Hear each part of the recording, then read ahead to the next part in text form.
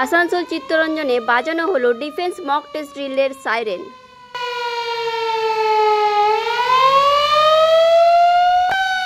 গত 22শে এপ্রিল পেহেলগাঁওয়ে ঘটে যাওয়া মর্মান্তিক দুর্ঘটনার পরিপ্রেক্ষিতে ইতিমধ্যে ভারত পাকিস্তান যুদ্ধ শুরু হয়ে গেছে, তার প্রমাণ পেয়ে গেছি আমরা সকালে অপারেশন সিন্দুর মাধ্যমে। পুরো ভারতবর্ষ জুড়ে চলছে বিভিন্ন জায়গায় জায়গায় ডিফেন্স মক ড্রিল। তারই একটা অংশ হিসেবে 7ই মে বুধবার চিত্তরঞ্জনে সকালে বিভিন্ন স্কুলে সিভিল ডিফেন্সের পক্ষ থেকে এই মক ড্রিল টেস্টের প্রশিক্ষণ দেওয়া হয়েছে। অর্থাৎ বাচ্চাদেরকে শেখানো হয়েছে যে কিভাবে যুদ্ধকালীন পরিস্থিতিতে নিজেদেরকে রক্ষা করতে হবে। বাজানো হয়েছে সাইরেন, কোন সাইরেনের কি মানে সেটাও বোঝানো হয়েছে, এমনকি বাচ্চাদেরকেও কিন্তু প্র্যাকটিক্যালি সেই জিনিসটা করানো হয়েছে। চিত্তরঞ্জনে ডিভি গার্লস, ডিভি বয়েজ এবং ইংলিশ মিডিয়াম স্কুলে প্রশিক্ষণ দেওয়া হয়েছে এই মক ড্রিলের। তো সেটাই আজকে সকলের সাথে তুলে ধরবো। এই শিক্ষণীয় ভিডিওর মাধ্যমে আমরা অনেক কিছু শিখতে পারবো, জানতে পারবো। সকলের কাছে রিকোয়েস্ট রইল, সকলে অবশ্যই ভিডিওটি শেয়ার করে দিও, হয়তো অনেকেরই এই ভিডিওটা উপকারে লাগতে পারে। তো চলো পেজটিকে ফলো করে সঙ্গে থাকো এবং দেখতে থাকো। होता है तो वो बहुत नुकसानदायक हो सकता है। तो ये लेटने का पोजीशन ये बताया गया है। तो जब भी इस तरह का सिचुएशन अगर हो तो इसी तरह का पोजीशन लेंगे और अपने आप को बचाएंगे। आवाज होगी तो जीभ जो है दांतों से नुकसान पहुंच सकता है, इसलिए दांतों के बीच में वो एक कपड़ा या जो भी कपड़ा मिले या कागज का टुकड़ा कुछ भी इस तरह यहाँ पर गिरा, यहाँ से उड़ के ऐसे जाएगा, ठीक है। तो इस दिन है वो कम क्षति उसमें हो, इसलिए इस तरह से लेटना है। अच्छा, जब आवाज जब होता है, जब बहुत जोरदार धमाका होता है तो उसके साथ में जो कंपन होता है उससे हार्ट को भी इसमें सेफ मिलेगा, क्योंकि धरती उस हिसाब से नहीं मिल पाती है और जो हार्ट जो है, जो हमारा हृदय जो है वो भी धरती के संपर्क में रहने से उसमें कम आघात पहुंचेगा, इसलिए ये पोजीशन बताया गया। পড়বে না সেটা তো পরের ব্যাপার। আগে যখন সাইরেন বাজবে তখন কি করতে হবে?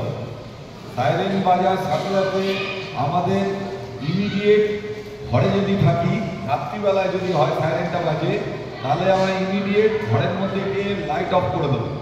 লাইট অফ করে দিয়ে জানলা টানলা ইউজ করতে হবে, মোমবাতি, মোবাইল কিংবা টর্চ যদি আমরা ঘরের ভিতর থাকি, এবং পর্দা টেনে দিতে হবে যাতে বাইরে কোনো মধ্যে আলো না যায়।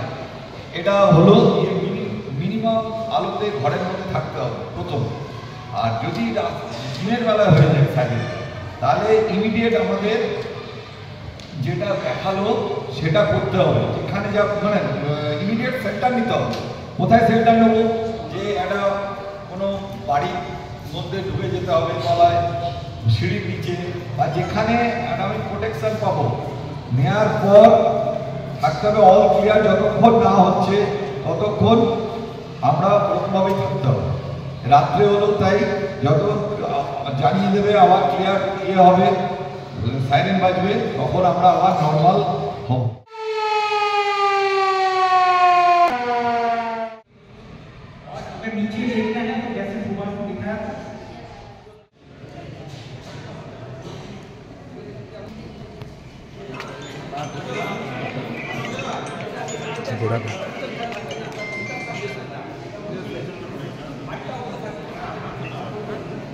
সবাই দেখছো তো?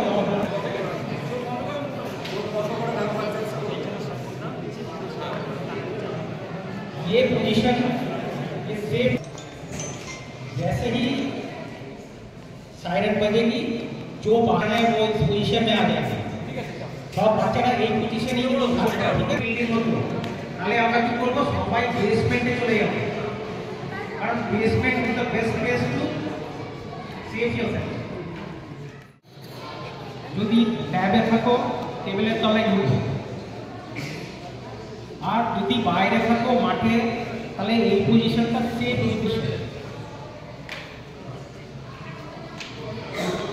सायरन के माध्यम से पहुंचते हैं।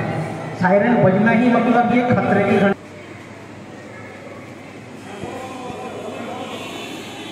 ये देखिए ये पोजीशन होगी, लेट जाएंगे अपने से। ये फायदा ये होगा कि जो वाइब्रेशन होगी ना बॉम्बिंग के बाद, वो आपको दिल में नहीं लगेगा। अच्छा, when we are in the open, ठीक है, उठ जाइए आप।